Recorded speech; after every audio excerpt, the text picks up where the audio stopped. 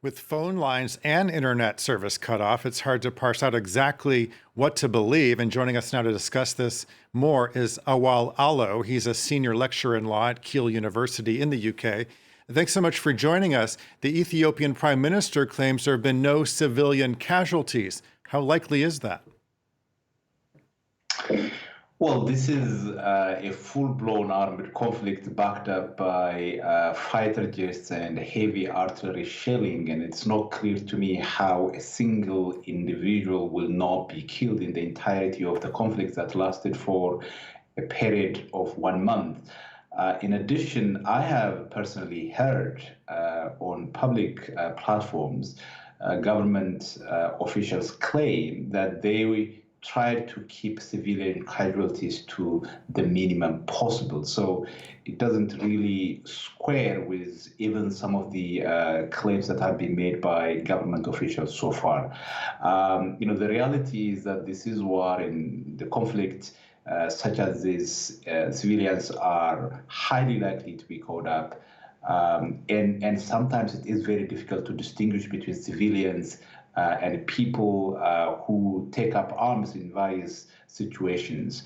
So that is partly the problem, but the idea that no civilian has been killed over the course of these 4 weeks, that doesn't seem to tally with reality and with some of the information that we had from government officials themselves.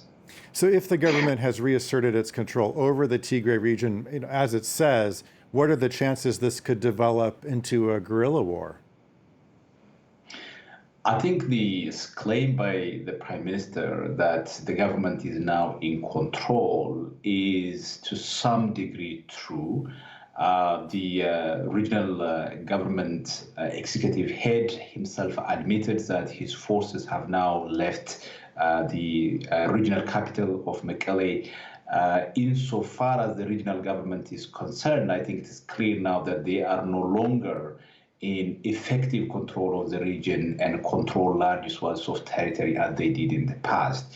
But does this mean that this event marks the end of the war in Tigray and the complete surrender of the Tigray People's Liberation Front? I don't think so. And they have been making very clear statements since the beginning that even if it comes ultimately down to the federal government taking control of Mekelle, that the fight, as they say, for self-determination will continue. What this means is that this will now simply morph into an asymmetric guerrilla warfare, where instead of engaging the federal government in a military confrontation, the Tigray forces would simply engage the government in a guerrilla insurgency, which I think, given the terrain in the region, the complexity of the Horn of Africa region, would be as destabilizing as the conventional war that has been happening over the last 4 weeks. Can we step back and just take a look at the bigger picture here? What effect do you think this month-long conflict has had on Eastern Africa as a whole? I think so far, I initially expected this to result in a much more wider, much more significant conflagration. But I think the Tigray regional government and its forces fought for a period of 1 month, did not have, I think, supplies because they are bordered by, to the north Eritrea, to the south Ethiopia. The only access really they had to replenishing their supplies was Sudan. Sudan was also very much on the side. The government, at least, is on the side. Maybe some, independent actors in Sudan might have supported.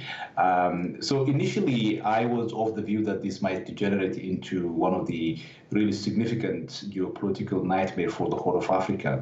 That did not happen. When the conflict moves from a conventional warfare to a guerrilla warfare, the likelihood of it destabilizing the region would reduce, but still, I think, a very significant factor in destabilizing the region, because it's such a very dynamic, very volatile region. The politics is very transactional. You have the involvement of so many actors from across the Red Sea. In terms of Ethiopia, you have Egypt, for example, who have keen interest in making sure that Ethiopia remains a weak and unstable country because of the conflicts over the GERD. So you have all these raw materials for this conflict to Okay. be destabilizing for Ethiopia itself and also for the whole of Africa. Okay. Awal Allo from Kiel University in the UK, thank you so much for your insights.